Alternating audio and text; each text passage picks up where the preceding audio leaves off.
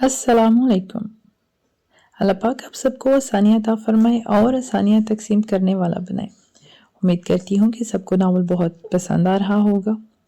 आज के एपिसोड शुरू करने से पहले आप सबसे वही रिक्वेस्ट कि मेरे चैनल को ज़्यादा से ज़्यादा लाइक करें, शेयर करें और छोटा सा कमेंट करना ना भूला करें। तो आइए शुरू करते हैं आज के एपिसोड। अमल आज अहमद खान के साथ इसके घर गई थी। वो गुलाल आई और फिरोज़ खान को शुक्रिया कहना चाहती थी। वो दोनों जब घर में दाखिल हुए तो फिरोज़ खान अपने बाल खुश कर रहा था। अमल को यूं अचानक घर में देखकर वो हैरान रह गया। ग्रे आंखों में नाजुक सी अमल का अक्स था जो झिझकते हुए गुलालाई को गले मिल रही थी। फिरोज खाना, जाओ चाय का सामान ले आओ। गुलालाई जाने कब से किचन में खड़ी से पुकार रही थी और फिरोज खान मुसलसल इसी जगह देख रहा था जहां से अमल गुजर के कमरे में जा चुकी थी। एक बड़ा सा चमचा उड़ता हुआ आया और फिरोज की गर्दन पे लगा। होश में आ जावे तो सामान ले आना। निशाना लगाने के बाद गुलालाई ने हाँक लगाई और फिरोज शर्मिंदा होता बाहर चला गया। इसे लगा कि इसकी नज़र धोखा खा गई है, मगर इसके सामने जो चेहरा था वो इसे जाना पहचाना सा लगा। वो करंट खा के पीछे हटी थी। नाखुदा गजबनाक नजरों से इसे देख रहा था। इसकी काली पुरकशिश आंखों में अलाव सा दहक रहा था। इसने अपना सांस घुटता हुआ महसूस हुआ। खल्क सूखने लगा। इसने उधर उधर नजर दौड़ाई। कश्ती में पानी ना पाके वो समंदर पे झुक गई। दोनों हाथों में पानी लेके जैसे ही घूंट भरा फौरन थूक दिया। बहुत कड़वा जायका था। इसने मुड़ के ना खुदा को देखा। वो इन्हें गुसीली आंखों से इसे देख रहा था। इसके बालों के सिरे समंदर के पानी से टकरा रहे थे। तुम्हें कहा था ना लड़की कि रुक जाओ, मगर तुमने अपनी मनमानी की। अब तुम सजा भुगतोगी। वो नाखुदा ये कहता इसकी तरफ बढ़ा। नहीं, मुझे सजा मत देना, खुदा के लिए मुझे सजा मत देना, पीछे हटो। वो अपनी जगह से हिलती तो सीधा समंदर में गिरती। वो वहीं सिमट के बैठ गई। हद्दे नजर फैले समंदर पे इस कश्ती के सिवा कुछ ना था। नहीं, सजा तो तुम्हें मिलेगी। वो इसे खूनखार नजरों से देख रहा था। मुझे माफ कर दो, मैं चली जाऊंगी, बस समंदर खत्म होने दो, मैं चली जाऊंगी। वो खौफ व हरास से सफेद पड़ रही थी। ना खुदा ने इसे रुक के देखा और फिर अगले ही लम्हे इसके बालों से पकड़ के इसका चेहरा पानी में डुबो दिया। वो तड़प रही थी। इसने एक झटका दिया और ये समंदर में गिर गई। इसने आखिरी मंजर जो देखा ना खुदा के सामने वही मुजस्मा था, वही कलमात थे और फिर नजरों के सामने पानी आ गया। वो एक झटके से उठी थी। इसका सांस रुक रुक के चल रहा था। पूरे कमरे में अंधेरा था। इसने खौफ से इधर उधर देखा। इसे लगा वो अभी भी पानी में है। वो काफी देर ऐसे ही बैठी रही। फिर सांस बहाल होने पर इसने हाथ बढ़ाकर लैंप का स्विच ऑन किया। साल है, इसकी जुबान से बस यही अदा हुआ। आपका बहुत शुक्रिया, अगर आप इस दिन ना होते तो शायद मैं जिंदा ना होती। अमल नजरें झुकाए फिरोज से मुखातब थी। इसकी जगह कोई भी होता तो यही करता। जवाब अहमद खान की तरफ से आया था और फिरोज के देखने पे वो नजरें फेर गया। आपने सिर्फ मेरी जान नहीं बचाई बल्कि मेरी इज्जत का भी ख्याल रखा। मैं शायद ही कभी आपका एहसान चुका सकूं। अमल ने नजरें उठा के इसे देखकर फिर पलकें झुका गई। हम गैरतमंद लोग हैं, इज्जत से बढ़ के हमारे लिए कुछ नहीं, चाहे वो अपनी हो या किसी और की। फिरोज ने मुस्कुरा के जवाब दिया। इसलिए इसी दौरान गुलेलाई चाय लेकर आ गई। आंखों में सुर्ख डोरे तैर रहे थे। वो बेड के पास जमीन पे बैठी थी। इसने पास पड़ा मोबाइल उठाया और कॉल मिलाई। हेलो, साले की आवाज़ उभरी। मुझे आपसे मिलना है। वो बराह रास्त काम की बात पे आई। खैरियत? साले अचंभे का शिकार हुआ। जी, मुझे कैंटीन में मिलिएगा आज 11 बजे। इसने इतना कहकर कॉल काट दी। आंसू साफ करके वो उठी, मुंह धोया, बाल कैचर में मुक़य्यद किए और बैग उठाकर निकल गई। 11 बजने में भी 20 मिनट रहते थे। इसकी बेचैनी अरूज पे थी। वक्त था कि गुजर के ही नहीं दे रहा था। खैर 11 बज गए और वो नहीं आया। 12 बजने वाले था। वो रो देने को थी। साले का नंबर बंद था। वो कुछ सोच के उठी और यूनिवर्सिटी से निकलती चली गई। वो एक बड़ी सी बिल्डिंग थी जिसके सामने टैक्सी रुकी। एजाब ने किराया अदा किया। यहाँ साले जॉब करता था। इसकी आंखों के सामने आंसुओं की वजह से धुंधलाहट थी। वो आहिस्ता आहिस्ता चलती जा रही थी। शीशे के दरवाजे के सामने देखा तो इस बार साल है दूसरी तरफ मुंह करके खड़ा था। اور شاید کسی کولیگ سے بات کر رہا تھا۔ حجاب کو تھوڑا سکون ملا۔ وہ دروازہ کھولنے ہی والا تھا کہ صالح سامنے سے ہٹا اور اس کی کولیگ کا چہرہ واضح ہو گیا۔ حجاب پہ آسمان آ گرا۔ ہینڈل گھماتے اس کے ہاتھ کانپ گئے۔ اس کا دل چاہا کہ وہ اپنی آنکھیں نوچ کے پھینک دے۔ اسے اپنی بنائی پہ شبہ ہوا اور وہ بے اختیار پیچھے ہٹی۔ ہر چیز دھندلانے لگی تھی۔ صالح اور وہ لڑکی ہنستے ہوئے دوسرے دروازے سے باہر نکلے اور کار میں جا کے بیٹھ گئے۔ حجاب کو لگا کہ اب تو وہ سانس نہیں لے سکے گی۔ دنیا اجڑتی نظر آ رہی تھی۔ صالح کے ساتھ وہی لڑکی تھی جو اس دن حجاب کو ٹریپ کر کے ڈپارٹمنٹ لے گئی تھی۔ نہیں نہیں، یہ اتفاق ہے، ایسا نہیں ہے۔ نہیں، صالح تو اس لڑکی کو جانتے ہی نہیں۔ جانتے ہوتے تو اس کے ساتھ تھوڑی کھڑے ہوتے۔ وہ بالوں میں ہاتھ لگاتے خود کو تسلی دے رہی تھی۔ لڑکھڑاتے قدموں سے اس نے ٹیکسی روکی اور گھر چلی گئی۔ گھر اماں کے علاوہ کوئی نہ تھا۔ وہ کمرے میں گئی اور بیگ زمین پہ دے مارا۔ وہ ذہنی دباؤ کا شکار ہو رہی تھی۔ کتابیں زمین پہ پھینک رہی تھی۔ اماں دروازے میں کھڑی خوف اور دکھ سے اسے دیکھ رہی تھی۔ وہ تھک کے زمین پہ بیٹھ گئی۔ وہ رو نہیں رہی تھی، وہ الجھن کا شکار تھی۔ جو دیکھا تھا وہ ناقابل یقین تھا۔ اس کے ہاتھ کے پاس اس کی پھٹی ہوئی ڈائری پڑی تھی۔ اچانک کے خیال کے تحت اس نے ڈائری کے اوراق تیزی سے پلٹنے شروع کر دیے۔ ایک نیلے رنگ کا کاغذ اس کی گود میں آ گرا۔ اس نے بے اقراری سے اٹھایا اور کھول دیا۔ حجاب، میں جانتا ہوں تم میرا یقین نہیں کرو گی۔ میرے پاس اپنی سچائی کا یقین دلانے کے لیے کوئی ثبوت نہیں ہے۔ میری سچائی ہی میری دلیل ہے۔ تم بے شک میرا یقین نہ کرو، مگر ایک گزارش ہے، صالح سے دور رہنا پلیز۔ مجھے تم جو بھی سمجھو، اس کو قریب مت آنے دینا، وہ تمہیں توڑ دے گا۔ تم معصوم ہو، صرف وہ دیکھ رہی ہو جو ظاہر ہے۔ اگر کبھی میری سچائی جاننے کا دل کرے تو ایڈریس دے رہا ہوں، اس لڑکی کا جو اس دن تمہیں بلانے گئی تھی، جا کے پوچھ لینا۔ میں نہیں جانتا کہ وہ سچ بولے گی یا نہیں، مگر میں اسے ایک آخری کوشش سمجھتا ہوں۔ میں کبھی نہیں کہہ سکا کہ میں تمہیں پسند کرتا ہوں، ورنہ کبھی تمہارے پاس صفائی دینے نہ آتا۔ مجھے فرق نہیں پڑنا چاہیے تھا تم جو بھی سوچتی، مگر مجھے فرق پڑتا ہے۔ اپنا خیال رکھنا، بس دور رہنا اس سے۔ میں اس ملک کو چھوڑ کے جا رہا ہوں، تمہارا حازم۔ حجاب نے وہ ایڈریس دیکھا اور دوپٹہ سنبھالتی اٹھی۔ حجاب، کہاں جا رہی ہو؟ اماں نے آواز دی، مگر وہ کچھ بھی سننے کی حالت میں نہیں تھی۔ 20 منٹ کی مسافت کے بعد وہ اس فلیٹ کے سامنے کھڑی تھی۔ ایک بھی لمحہ ضائع کیے بغیر وہ اندر چلی گئی۔ دروازہ کھلا تھا، شاید مکین کو یقین تھا کہ یہاں کوئی نہیں آئے گا۔ دبے قدموں وہ اندر بڑھی اور ایک جگہ اس کے قدم تھم گئے۔ صوفے کے پشت پہ بازو پھیلائے وہ آدمی صالح ہی تھا۔ اس کا رخ سامنے LED کی طرف تھا۔ اس سے کچھ فاصلے پہ وہی لڑکی چائے کا کپ ہاتھ میں تھامے بیٹھی تھی۔ میرے علاوہ ہر ایک پہ نظر ہوتی ہے تمہاری، اس لڑکی نے شکوہ کیا۔ تو میں کہہ چکا ہوں کہ ہم دوست ہیں، تم دوسری لڑکیوں کی طرح میرا ٹائم پاس بننا چاہتی ہو، وہ اکتا کے بولا۔ ایسا کب کہا میں نے؟ مجھے اپنی ون اینڈ اونلی ون بنا لو نا، وہ ناز سے بولی۔ سیریسلی؟ صالح نے اس کی طرف دیکھتے ہوئے غرور سے پوچھا۔ ہاں، اس حجاب سے تو بہتر ہی ہوں۔ ویسے کل تمہیں اتنے میسیجز کیے، کہاں بزی تھے؟ وہ چائے کا کپ میز پہ رکھتے ہوئے بولی۔ کل اس کے ساتھ ہی تھا، شی از ٹو بورنگ، سارا برتھ ڈے پلان خراب کر دیا، وہ بیزاری سے بولا۔ ویسے اس میں تمہیں نظر کیا آیا؟ اس لڑکی کا موڈ خراب ہو چکا تھا۔ میں بھی یہی سوچ رہا ہوں، فضول میں حازم سے دوستی بھی خراب کر لی۔ اس لڑکی کے ساتھ کیا ٹائم گزارنا، وہ بات بھی ایسے کرتی ہے جیسے میں مرا جا رہا ہوں اس کے لیے۔ مڈل کلاس لوگ۔ صالح کی آواز میں ہلکا سا خمار ظاہر ہو رہا تھا۔ تو چھوڑ دو اسے، لڑکی نے فوراً تجویز پیش کی۔ اتنی جلدی نہیں، ابھی تو بہت سارے پیسے وصول کروں گا، بہت وقت برباد کیا ہے میں نے اس پر۔ ویسے میرا نیا پارٹنر ڈھونڈنے میں ٹائم لگتا ہے۔ ویسے بھی نیا پارٹنر ڈھونڈنے میں ٹائم لگتا ہے، تب تک وہی صحیح۔ شروع میں بہت مغرور بنتی تھی، حازم کہتا تھا کہ نہیں پٹے گی، بس اسی بات کو چیلنج کی طرح پورا کیا ہے۔ وہ ہنسا تو حجاب کو لگا کہ دل کی دھڑکنیں اکھڑ رہی ہیں۔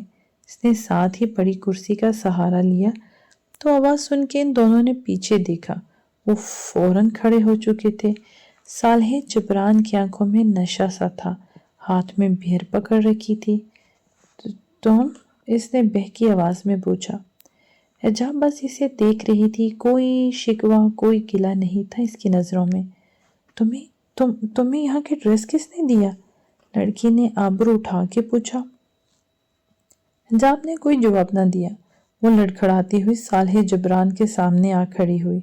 इसके होंठ खुश्क हो रहे थे और आंखों से आंसू बह रहे थे।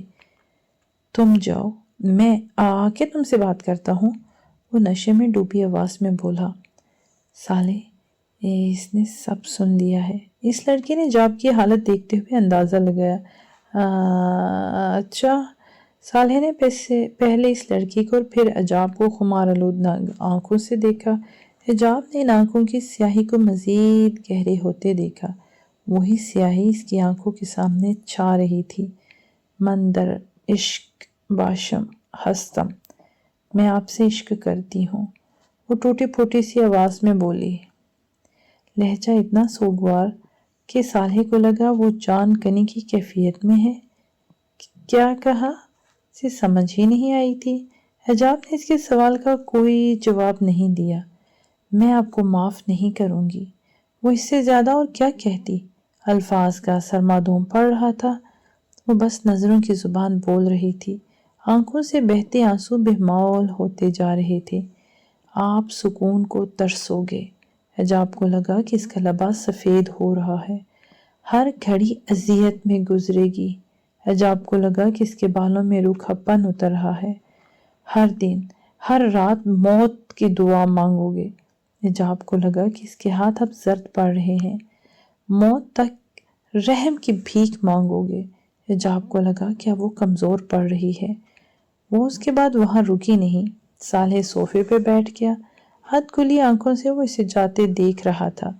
हिजाब जब वहां निकली तो वो ख्वाब वाली लड़की बन चुकी थी, जिसके चेहरे और लिबास पे वीरानी के सिवा कुछ भी ना था।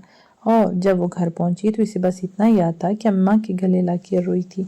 इसने अपने बाल बेतरतीबी से काट दिए थे और फिर इसके बाद क्या हुआ इसे कुछ याद ना रहा। वो बेहोश हो चुकी थी। जाने कितने दिन वो होशो हवा से बेगाना रही। अहमद खान भूनने हुए गोश्त का बड़ा सा टुकड़ा हाथ में लिए जल्दी जल्दी खा रहा था। अमल कमरे से बाहर आई तो इसे देखकर हंसने लगी। हंसने की वजह से इसका चेहरा गुलनार हो चुका था। हंसता क्यों है? अहमद खान ने नीचे हाथ करके पूछा। आराम से खाओ, कुछ छीनेगा नहीं तुमसे। अमल ने बमुश्किल अपनी हंसी पर काबू पा के बोली।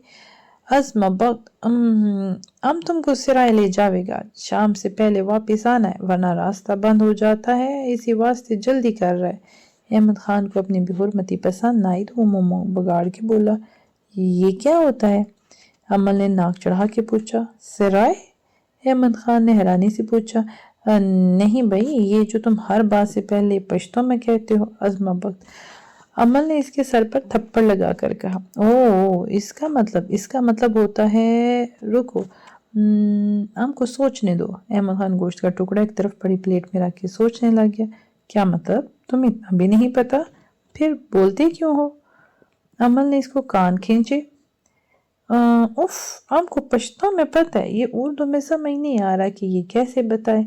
वो लफ्ज भूल गया है, वो झंझला गया। अच्छा, याद आए तो बता देना। अब सराय चलो। अमल गर्म शाल कंधों पे लेते हुए बोली। वो 4 कमरों पे मुश्तमिल एक सराय था जिसमें एक वक्त में 10 मेहमान ठहर सकते थे। अगर खवातीन हों तो फिर इससे भी कम। एक किचन, 2 बाथरूम, एक राहदारी दरवाजे से घर की तरफ और दूसरी घर के पिछले हिस्से से पहाड़ की तरफ जाती थी। ये सराय दरियाए नीलम के करीब वाक़ था।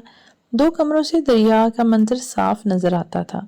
आजकल वहां कोई मेहमान नहीं ठहरा था, इसलिए अहमद अमल को यहाँ लेकर आया था। अमल इस छोटे मगर खूबसूरत सराय को जब आँख देख चुकी तो छत पे चली आई। वहाँ ऐसा कोई खास बैठने का इंतजाम नहीं था, मगर वहाँ खड़े होकर कुदरत के इन हसीन करिश्मों का नजारा करना भी किसी नेमत से कम ना था। ठंडी हवा से कभी इसकी चादर लहरा जाती तो कभी इसके बाल। सूरज गुरूब होने में अभी वक्त थोड़ा ही था। दरियाए नीलम के किनारे लकड़ियां उठाए चलते हुए फिरोज खान की नजर इधर पड़ी तो उसे शोभा सा हुआ। वो हरामा हरामा सराय की तरफ बढ़ने लगा। نزدیک پہنچ کر اس عمل کی موجودگی کا یقین ہوا تو نہ جانے کیوں اسے اپنے دل میں تسکین اترتی محسوس ہوئی۔ لکڑیاں نیچے رکھ کر اس نے سرائے میں جانے کا سوچا، مگر اگلے ہی لمحے خود کو اوپر سے نیچے تک ملاحظہ کرنے کے بعد ارادہ تبدیل کر دیا۔ انتہائی لمبی قمیص کے ساتھ کھلی سی شلوار پہنے، بنا واسکٹ اور ٹوپی کے وہ خود کو عجیب سی نظروں سے دیکھنے لگا۔ آج سے پہلے کبھی اسے اپنے حلیے کی فکر نہیں ہوئی تھی، نہ وہاں کسی کو پرواہ تھی۔ پرواہ تو ابھی بھی شاید کسی کو نہیں ہونی تھی۔ ایسے توڑی جائے گا، کیا سوچے گا وہ کہ یہ کیسا اجاڑ ہو لیا ہے فیروز خان کا۔ اس نے سر کچاتے ہوئے سوچا۔ اندر جانے کا ارادہ ملتوی کرتے ہوئے وہ وہیں ایک پتھر پر بیٹھ گیا۔ وہ وہاں سے واپس نہیں جا سکا تھا، حالانکہ وہ جانتا بھی تھا کہ سورج غروب ہونے سے پہلے واپس جانے والا راستہ بند کر دیا جاتا ہے۔ نبیس پردوں کی وجہ سے کمرے میں نیم تاریکی تھی۔ پرفیوم کے ساتھ سگریٹ کی ملی جلی بو پھیلی ہوئی تھی۔ LED پہ کوئی انگلش مووی لگی ہوئی تھی۔ نفاست سے سجے کمرے میں وہ الجھن زدہ شخص بیڈ کی شکست زدہ چادر پہ آڑا ٹیڑھا ترچھا منہ کے بل لیٹا ہوا تھا۔ ایک ہاتھ بیڈ سے نیچے گرا ہے، ایک اس کے ہاتھ میں سگریٹ سلگ رہی تھی۔ آنکھیں موندے اس کے خوبصورت چہرے پہ بے حد اطمینان تھا، کہیں ملال کی کوئی رمق نہ تھی۔ اس نے سگریٹ کا ایک کش لیا اور دھواں فضا کے حوالے کیا۔ تھوڑا آگے کھسک کے اس نے پاس پڑی ٹیبل پہ ہاتھ مارا اور چیزیں لڑکھڑا کے نیچے جا گری۔ مشکل سے ریموٹ ہاتھ میں آیا۔ اس نے خمار آلود آنکھیں کھولیں اور ریموٹ سے چینل تبدیل کیا۔ 4-5 دفعہ بٹن دبانے کے بعد وہ ایک چینل پہ رک گیا تو کوئی ڈرامہ لگا تھا۔ کچھ لمحے دیکھتا رہا اور پھر اس کی آنکھوں میں بیزاری چھلکنے لگی۔ اس نے ٹی وی بند کر کے ریموٹ کلین پہ پھینکا۔ آدھی بچھی ہوئی سگریٹ بھی ابھی ایک طرف پڑی اپنی قسمت پر ماتم کر رہی تھی۔ وہ ایسے ہی چیزوں کو ادھورا چھوڑ دیتا تھا۔ اس نے AC کی کولنگ بڑھائی، مگر پھر بھی اسے گرمی کا احساس ہوتا رہا۔ ماتھے پہ شکن لاتے ہوئے وہ بیڈ پہ سیدھا ہوا۔ پرکشش آنکھوں میں بے انتہا غصہ اترا۔ اس نے ریموٹ اٹھا کے AC پہ دے مارا۔ آنکھوں میں سرخ ڈورے تیر رہے تھے۔ وہ لڑکھڑاتا ہوا اور پردے ہٹا کے کھڑکی کھول دی۔ ساتھ پڑے صوفے پہ گرنے کے انداز میں بیٹھتے ہوئے اس نے ٹھنڈی ہوا محسوس کرنے کی کوشش کی۔ 4 ماہ پہلے حازم بہت غصے سے اس کے پاس آیا تھا۔ شاید وہ جاب سے بھاگ کر کے آ رہا تھا۔ صالحین اس وقت پلے گراؤنڈ میں کھیل رہا تھا۔ حازم نے آگے آگے سے دھکا دیا اور پھر کھینچتے ہوئے ایک طرف لے گیا۔ یہ کیا بدتمیزی ہے؟ صالح نے اس کا ہاتھ جھٹک کے اپنے آپ چھڑوایا۔ بدتمیزی؟ یہ بدتمیزی ہے یا وہ گھٹیا انسان جو تم نے اس دن حجاب کے ساتھ کی، جو تم نے مجھے اس دن مارا، جو تم نے حجاب کو یہ کہا کہ اس دن اس کے ساتھ بدتمیزی کرنے والا میں مطلب حازم تھا؟ یہ ہے بدتمیزی نہیں بلکہ گھٹیا پن۔ حازم اسے دھکے دے رہا تھا اور صالح اپنا دفاع کرتا پیچھے ہٹ رہا تھا۔ ہاں تو نے جو کیا وہ کیا تھا؟ دوست غداری؟ میرا سارا کام خراب ہونے والا تھا کمینے۔ صالح اس کا ہاتھ روک کے غرایا۔ غلطی میری تھی، مجھے نہیں پتا تھا کہ تو اس حد تک بھی جا سکتا ہے۔ میں نے تیرے کہنے میں آ کر اس معصوم لڑکی کو وہاں صرف اس لیے بھجوایا کیونکہ مجھے لگا کہ تو سنجیدہ ہے، پر میں کیسے بھول گیا کہ تو اپنے گھر والوں کا سکا نہیں ہے، کسی اور کا کیسے ہوگا؟ وہ تو میں نے نرما کو کال پہ تو اسے بات کرتے سن لیا کہ اس نے حجاب کو حال میں بند کر دیا ہے۔ میں سمجھ گیا اور وہاں آ گیا، ورنہ تو حوانیت دکھا گیا تھا اپنی۔ حازم کو بولتے بولتے سانس چڑھ گیا۔ اچھا تو اب تو کیا کرے گا؟ صالح اپنی شرٹ درست کرتے ہوئے اطمینان سے بولا۔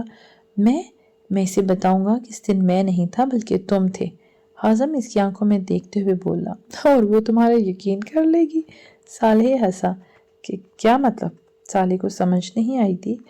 مطلب یہ میری جان کہ آپ نے آنے میں دیر کر دی۔ ایسے ایک ہفتے میں وہ معصوم لڑکی میرے قابو میں آ چکی ہے کیونکہ اس کی نظر میں اس کا سو کالڈ مسیحا ہوں۔ صالح اس کے کندھے پہ بازو پھیلا کے بولا تو حازم بس کھا جانے والی نظروں سے اسے دیکھ رہا تھا۔ نہیں یقین، رکو۔ یہ کہہ کر صالح نے موبائل پر کال ملائی۔ اسپیکر پہ جاب کی آواز ابھری۔ وہ حازم آج ملا تھا مجھے، میں نے اس کی بہت بےعزتی کی، اسے ذرا بھی شرمندگی نہیں ہے اپنے رویے پر۔ صالح کی کچھ کہنے سے پہلے ہی وہ بول پال پڑی۔ ہاں میرے پاس بھی آیا تھا، خیر آپ بھول جائیں اس بات کو۔ حازم کو دیکھتے ہوئے شہروز مسکرایا۔ حازم بالکل خاموش کھڑا تھا۔ وہ بے گناہ ہوتا ہوئے بھی گناہگار کا لقب پا چکا تھا۔ اور ہاں میں نے آپ سے کہا تھا کہ میں فون پر بات نہیں کر سکتی، تو آپ پلیز مجھے کال یا میسج نہ کیا کریں۔ حجاب کی آواز دوبارہ ابھری۔ جی بہت بہتر، نہیں کروں گا، خیال رکھیے گا، اللہ حافظ۔ صالح نے کال کٹ کر دی۔ حازم بغیر کچھ کہے وہاں سے چلا گیا۔ ہاں، مگر صالح کے زوردار کہکے نے اس کا پیچھا کیا۔ پرانی باتیں ایک ایک کر کے صالح کو یاد آ رہی تھی۔ آپ سکون کو ترسو گے، صالح نے کن پٹی مس لی، ہر گھڑی اذیت میں گزرے گی۔ گرمی کا احساس بڑھنے لگا۔ ہر دن ہر رات موت کی دعا مانگو گے۔ اس نے اپنی ٹی شرٹ اتار کر پھینکی اور پاس پڑا پانی کا جگ بھی زمین بوس ہو گیا۔ موت تک رحم کی بھیک مانگو گے۔ اس نے اپنے کانوں پہ ہاتھ رکھا اور پھر غصے سے میز کو ٹھوکر دے ماری۔ ہاتھ سے گھڑی اتارتا ہوا وہ باتھ روم میں چلا گیا۔ شاور کھول کے وہ ٹھنڈے پانی سے اپنے اندر بھڑکتی آگ کو بجھانے کی کوشش کر رہا تھا۔ مندر عشق بش ما ہستم۔ اس کی بھیگی آنکھیں اس کے سامنے آ گئی۔ دفع ہو جاؤ۔ اس نے اپنے ہاتھ سے مکہ بنا کر دیوار پہ دے مارا۔ تم ہو کون؟ تم سے زیادہ خوبصورت لڑکیاں ہیں میری زندگی میں، اور تم کہتی ہو کہ میں اذیت میں رہوں گا؟ تم بھی باقی لڑکیوں کی طرح ہی ہو۔ تم جیسی لڑکیاں صرف ٹائم گزارنے کے لیے ہوتی ہیں، وہ تمسخر سے کہہ رہا تھا، اور شاور بند کر کے وہ باہر چلا آیا۔ شیشے کے سامنے کھڑے ہو کر اس نے خود کو دیکھا اور وہ چونک گیا۔ اس کے پیچھے حجاب کھڑی تھی۔ اپنی اذیت کو خوشی کا نام دے کے تمہیں لگ رہا ہے کہ تم بچ گئے ہو؟ حجاب نے طنز کیا تو صالح شیشے میں سے دیکھنے لگا۔ سیاہ آنکھوں میں دہشت اترنے لگی۔ بری موت مرو گے۔ حجاب کا عکس دھندلا ہونے لگا۔ تم مارو گی مجھے؟ وہ ہنسا اور پھر مڑ کر دیکھا تو وہاں کوئی نہیں تھا۔ اس نے سر جھٹکا۔ آدھے گھنٹے کے بعد وہ کمرے سے باہر نکلا تو چہرے پہ گزرے لمحوں کا کوئی نشان نہ تھا۔ جبران صدیقی اور زرمینہ بیگم کھانا کھا رہے تھے۔ میں 2 دن بعد جا رہا ہوں، جاب ہو گئی ہے میری، اپنے لیے کھانا نکالتے ہوئے اس نے بغیر کسی کو دیکھے ہوئے کہا۔ زرمینہ بیگم کے دل میں خوشی کی لہر اٹھی جسے اس نے بر وقت ہونٹوں پہ آنے سے روکا۔ اپنا بزنس ہوتے ہوئے تمہیں جاب کی کیا ضرورت ہے؟ جبران صدیقی اس کی پچھلی دھمکی سے خوفزدہ تھے۔ ڈیڈ، میں بزنس چھوڑ کے تو نہیں جا رہا، بس کچھ عرصے کے لیے جانا ہے۔ جنگل میری محبت ہے۔ میں کچھ عرصہ اپنا شوق پورا کرنا چاہتا ہوں، پھر آ جاؤں گا واپس اپنا بزنس سنبھالنے۔ لوگ اپنی خوشی کو لمبی نیند سلا دیں۔ اس نے آخری فکرہ زرمینہ پر اچھالا تو اس کا چہرہ غصے سے سرخ ہونے لگا۔ پھر کہاں جاب ہوئی ہے؟ جبران صدیقی نے اب دلچسپی سے پوچھا۔ وہ بھی جنگل اور شکار کے شوقین تھے۔ آزاد کشمیر میں فارسٹ آفیسر کی سیٹ ملی ہے۔ زیادہ کام وادی نیلم اور آس پاس کے علاقوں میں ہے، مزہ آئے گا۔ وہ جوس کا گلاس اٹھاتے ہوئے بولا۔ ہم نے پوری کوشش کر لی ہے مگر مریضہ ہوش میں نہیں آ رہی، ڈاکٹر نے سامنے بیٹھے عمر سے کہا۔ ڈاکٹر، وہ کوما میں تو نہیں؟ بہت مشکل سے وہ اپنا خدشہ زبان پر لایا۔ نہیں، وہ مکمل بے ہوش بھی نہیں ہے۔ ارد گرد جو بھی ہو رہا ہے وہ سب سن سکتی ہیں، مگر خود کو نیم بے ہوشی کی حالت سے نکالنے میں کامیاب نہیں ہو پا رہی۔ ڈاکٹر نے رپورٹ اس کی طرف بڑھاتے ہوئے جواب دیا۔ کیا وجہ ہو سکتی ہے اس کی؟ عمر نے اداس سے لہجے میں پوچھا۔ کوئی جذباتی صدمہ یا کوئی ایسا صدمہ جو ان کے اعصاب پہ سوار ہو گیا ہے۔ اس حالت سے وہ صرف اپنی کوشش سے ہی نکل سکتی ہیں۔ جو ان کے ارد گرد قریبی لوگ رکھا جائے، ان سے باتیں کی جائیں، ان کو زندگی کی طرف لایا جائے۔ ڈاکٹر نے میز پر جھکتے ہوئے جواب دیا اور ساتھ ہی کچھ ادویات ایک پرچی پر لکھ دی۔ ہم جب کو ڈسچارج کر رہے ہیں، ان کو کوئی قابل ذکر بیماری نہیں ہے، ایسے میں ہاسپٹل نہیں رکھا جا سکتا۔ ہاں، اگر طبیعت زیادہ خراب ہو تو یہاں لانے میں دیر مت کیجیے گا۔ ڈاکٹر سے بات کر کے عمر ہاسپٹل کی راہداری سے ہوتا ہوا حجاب کے کمرے کی طرف آ گیا۔ آہستہ سے دروازے کو سرکا کر اس نے اندر جھانکا۔ آسمانی رنگ کے کپڑوں میں زرد پڑتی حجاب بستر پر بے خبر لیٹی ہوئی تھی۔ بے ترتیب کٹے ہوئے بال ایک طرف تکیے پہ بکھرے تھے۔ وہ ایک ہفتے اس میں کئی سالوں کی بیمار لگ رہی تھی۔ عمر کا دل کٹنے لگا۔ اس نے حجاب کے پاس آ کے پیار سے اس کے بالوں میں ہاتھ پھیرا۔ گڑیا۔ عمر کی آنکھیں نم ہو گئی۔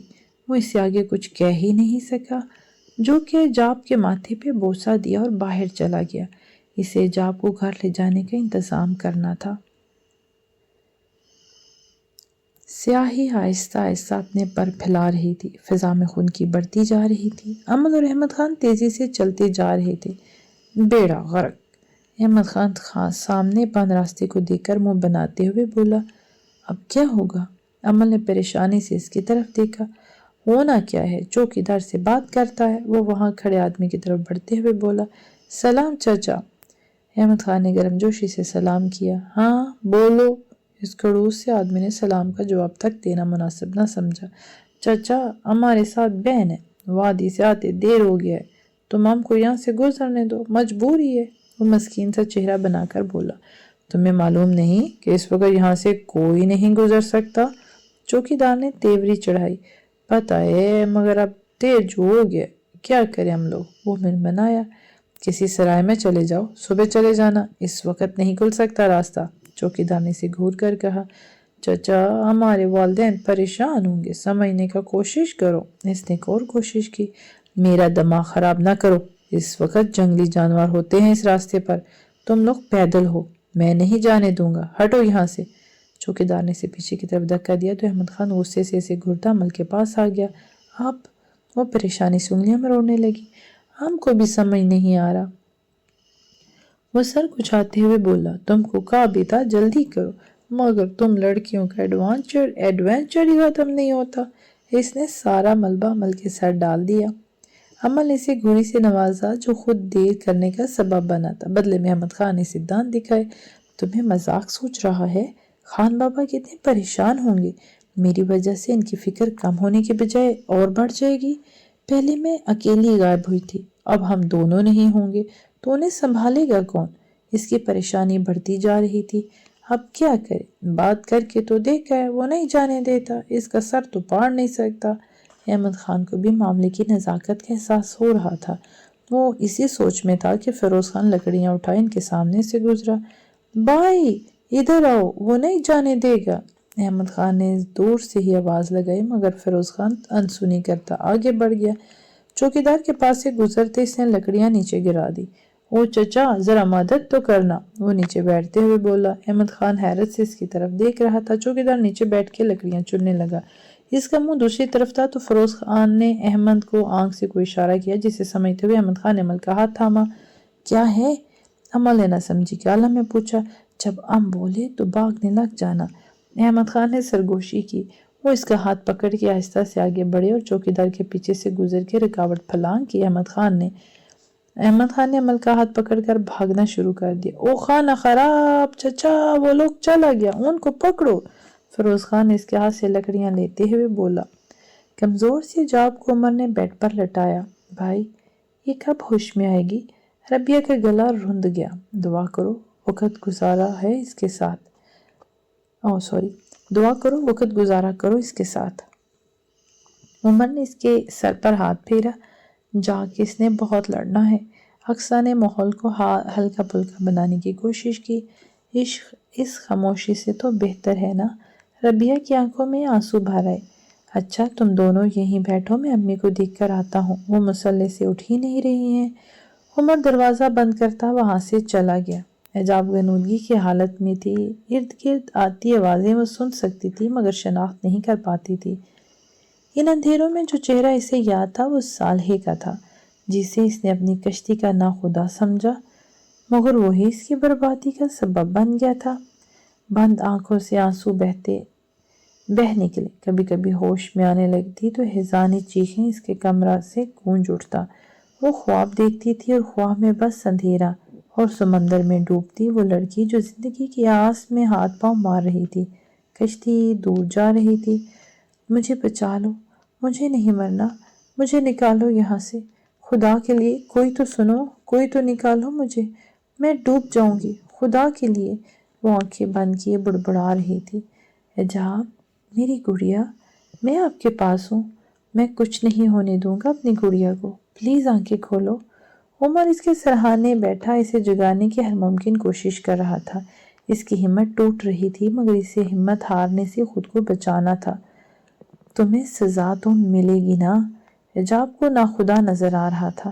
نہیں پلیز مجھے بچا لو۔ وہ تکیے پر سر پٹک رہی تھی۔ گڑیا ایسا نہ کرو۔ عمر اب رو پڑا تھا اور پھر قابو سے باہر ہوتے حجاب ایک دم ساکت ہو گئی۔ عمر نے آہستہ سے اس پہ چادر درست کی اور آنکھیں صاف کرتا کمرے سے باہر نکلا۔ जहाँ रबिया अक्सिया के गले लग के रो रही थी और अम्मा नमाज पढ़ रही थी। वो लोग इसकी चीखें सुन चुके थे। तुम दोनों इसके पास बैठा करो, पुरानी बातें याद किया करो या करवाया करो, शायद ऐसे ही ये होश में आ जाए। उमर ने प्यार से रबिया के सर पर हाथ फेरते हुए कहा और फिर चला गया। तुमने भाई को हिजाब की डायरी का क्यों नहीं बताया? अक्सा ने रबिया से पूछा। तुम पागल हो? ये डायरी में साले का जिक्र पढ़ के भाईजान पता नहीं क्या कर दे। इससे लड़े या हिजाब से दूर ही हो जाए। और क्या तुम ऐसा चाहती हो? रबिया ने आंसू पोंछते हुए कहा। हाँ ठीक है, डायरी को कहीं छुपा दो, अक्सा ने समझते हुए कहा। चौकीदार फौरन इस तरफ देखा और वो भागते हुए काफी आगे निकल गए थे और एक तरफ मुड़कर गायब हो गए। वो उठ के उनके पीछे भागा। चौकीदार मायूस होकर वापस आ गया। वो दोनों से नहीं मिले। यहाँ आकर देखा तो फिरोज खान भी गायब था और लकड़ियां वहीं पड़ी थी। बेड़ा गर्क तुम लोगों का। चौकीदार बेवकूफ बनने पर तलमला गया। वो दोनों तेजी से भाग रहे थे। अमल थक के रुक गई और नीचे झुक ऊंचे ऊंचे सांस लेने लगी। इसी दौरान फिरोज खान भी दौड़ता हुआ इनके पास आकर रुका। तीनों ने एक दूसरे को देखा और बेख्तियार हंसने लगे। स्कूट में गूंजते इनकी जिंदगी से भरपूर कहकों ने आसपास हर जीरुख में जैसे जिंदगी की लहर दौड़ा दी थी। फिरोज खान और अहमद हंस हंस के थक चुके थे, मगर अमल की हंसी रुकने में ही नहीं आ रही थी, क्योंकि पहली दफा इसने ये किया था। फिरोज खान मगन से इसे देख रहा था। चादर कंधों पर डाले काले रंग के दुपट्टे के हाले में इसका खूबसूरत चेहरा और फिर ये हंसी। फिरोज खान को लगा जिंदगी यही तो है, अब चलो, खान बाबा इंतजार कर रहे होंगे। अहमद खान के कहने पर वो दोनों एक तरफ चल पड़े। तुम यहाँ कैसे आया? अहमद खान ने मशकूक नजरों से फिरोज खान को देखा। हमको लगा कि तुम मुसीबत में है तो बस हम आ गया। फिरोज कंधे झुका के बोला। अहमद खान की मुसीबत में तो तुम आ नहीं सकता, ये चक्कर कोई और है। अहमद खान ने इसे एक्सरे करते नजरों से गोरा तो फिरोज नजरें चुरा गया। वो सच कह रहा था कि यहाँ जानवर होते हैं रात को? अमल के लहजे में हल्का सा खौफ नुमाया था। हाँ, रात को चीते वगैरह घूमते हैं यहाँ, फिरोज खान ने सादा से लहजे में कहा तो अमल का सांस अटक गया। क्यों, तुम इसका जरा सा जान निकाल रहे हो? अहमद खान ने फिरोज की कमर पर मुक्का मारा तो फिरोज ने समझ के खामोशी इख्तियार कर ली। वो लोग थोड़ा आगे गए थे कि रास्ते के दरमियान उन्हें कोई चीज खड़ी नजर आई। अहमद ने टार्च की रोशनी में एक तरफ की तो वो तंदुआ था। अमल ने चकरा के अहमद के कंधे पर हाथ रखा और फिरोज भी परेशान हो चुका था। रोशनी तो हटाओ उधर से, तुम तो उसको और दावत दे रहे हो। फिरोज आहिस्ता आवाज में अहमद पर गुराया। हाँ हाँ हाँ हाँ हाँ। अहमद ने बुखला के टार्च हटाना चाहिए और डर के मारे वो इसके हाथ से ही छूट गई। आवाज सुन के तेंदुए ने रुख इनकी तरफ कर लिया। अब वो तीनों सांस रोके इसके हमले के मुंतजिर थे। भागना भी महाल था और कोई फायदा भी नहीं था शायद। वो जानवर इनकी तरफ बढ़ा। अमल ने बेख्तियार जोरदार चीख मारी और इसकी चीख के साथ ही गोली लगने की आवाज गूंजी। धड़कते दिल के साथ इसने आंखें खोली। तेंदुआ ढेर हो चुका था और इसके पीछे कोई बंदूक लिए खड़ा था। आप लोग ठीक हैं? इसने आगे आकर पूछा। हाँ, आपका शुक्रिया, आप वक्त पर ना आते तो शायद हम जिंदा ना होते, फिरोज ने जवाब दिया। मैं यहाँ फॉरेस्ट ऑफिसर हूँ, आपको अंदर किसने आने दिया? मेरी ड्यूटी का पहला दिन है, मैं बस यहाँ हालात का जायजा लेना आया था। मैं ना होता तो वाकई आप लोग जिंदा ना होते। वो गुस्से से बोल रहा था। इनको अपनी गलती का एहसास हो रहा था। अब सर झुकाए क्या खड़े हैं, चले मैं आपको बाहर तक छोड़ के आता हूँ। आइंदा इस वक्त यहाँ नजर आए तो सीधा पुलिस स्टेशन जाएंगे। इसके कहने पर अहमद खान ने जल्दी से टार्च उठाई। रोशनी सिर्फ एक लम्हे के लिए अमर पर पड़ी और इस शख्स की नजरें से पोशीदा न रह सकी। वो एक लम्हा और चेहरा जब दोबारा अंधेरे में डूबा तो उसे लगा हर तरफ अंधेरा हो गया है। आपका नाम क्या है? अहमद खान अपने बोलने वाली आदत से मजबूर था। हाँ, इस शख्स का ध्यान ही नहीं था। हम पूछ रहा था कि आपका नाम क्या है? अहमद खान ने दोबारा दोहराया। हाँ, मेरा नाम सालेहा है, सालेह जबरान। रात के पिछले पहर इसने आंखें खोली थी। दर्द की शदीद लहर इसकी आंखों और सर में दौड़ गई। ऐसा लगा जैसे वो सालों सोती रही है। पलकें भी भारी लग रही थी। वो अध खुली आंखों से छत को देख रही थी। खिड़की के पर्दे से चांदनी छन के आ रही थी और कमरे के माहौल को ख्वाबनाक बना रही थी। इसने आसपास नजर दौड़ाई, हर चीज अजनबी लग रही थी। वो साथ रखे मेज का सहारा लेकर उठी और टेक लगाकर बैठ गई। سر جھکا ہوا تھا، بال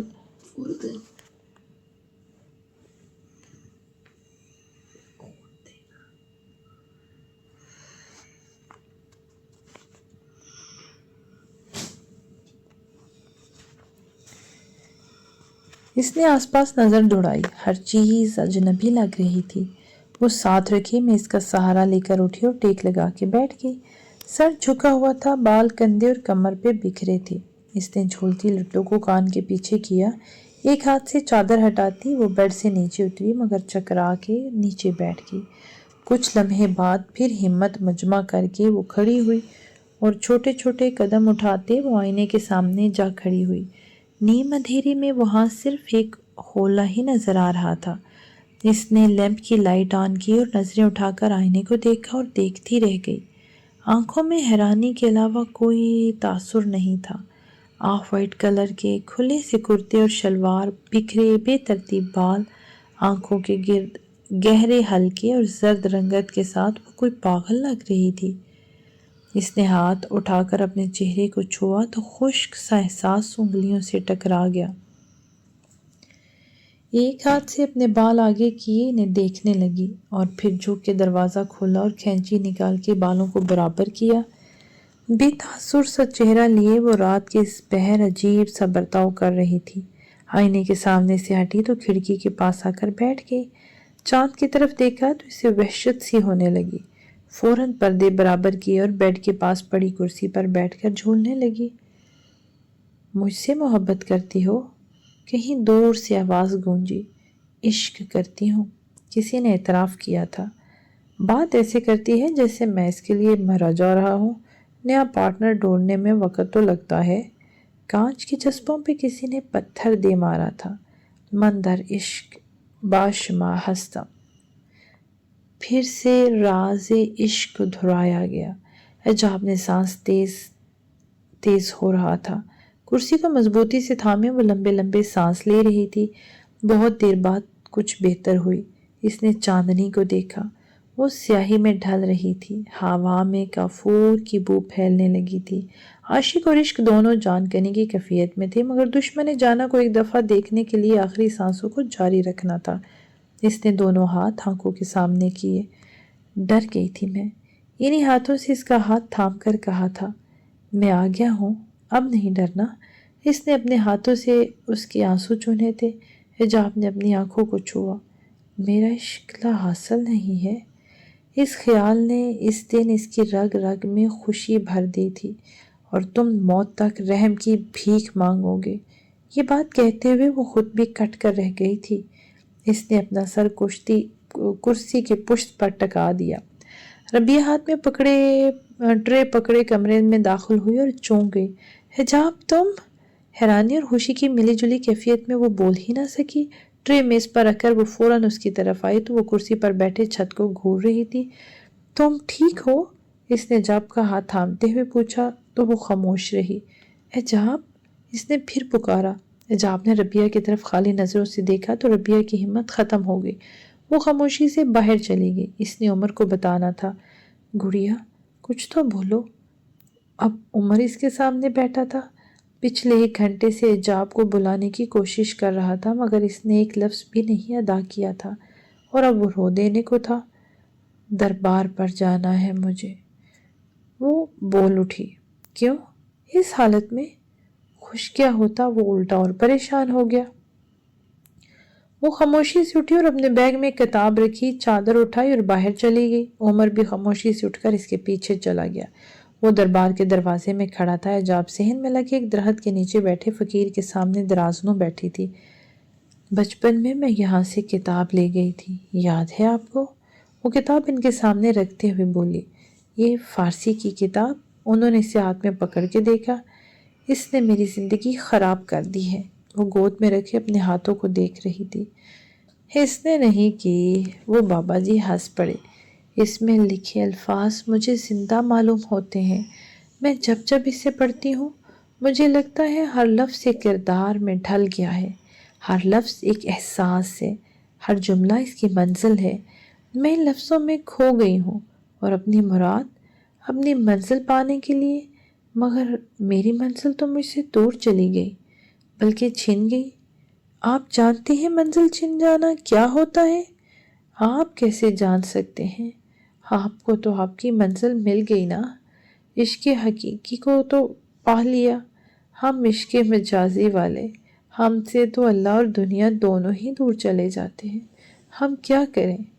ٹوٹے لہجے، دھیمی آواز میں بولتے ہوئے اس کی آنکھوں میں اشک رواں تھے۔ اللہ تم سے دور نہیں جاتا، تم دور چلے جاتے ہو۔ اللہ تو شارک سے زیادہ قریب ہے، جانتی ہو نا؟ پھر بتاؤ اللہ دور کیسے جا سکتا ہے؟ وہ کتاب کو اپنے صندوق میں رکھتے ہوئے بولے۔ جب عشق میں ہوش و حواس سے بیگانے ہو جائیں، جب انہیں یاد کرنے کے سوا کچھ یاد نہ رہے، جب ہر سانس میں ایک ہی نام کی تسبیح کرنے لگے، جب اپنے قریب رہنے والا ہر شخص برا لگنے لگے، جب نظر ایک ہی نظر کی منتظر رہے، ایک شخص کل جہان لگے، نمازوں میں دل نہ لگے، تو اللہ دور ہی ہوا نا، تبھی تو منزل نہیں ملی۔ اپنے الفاظ پہ غور کرو، تم جواب پالو گی۔ خالق کبھی مخلوق سے دور نہیں ہو سکتا۔ عشق مجازی آزمائش ہے، جو اس آزمائش سے حلال حرام کی تمیز کرتے ہوئے گزر جاتا ہے، وہ عشق حقیقی کو پا لیتا ہے۔ جاؤ اپنی حالت پہ غور کرو۔ فقیر نے گویا اسے واپسی کا عندیہ دیا تو وہ چادر سنبھالتے ہوئے اٹھ کھڑی ہوئی۔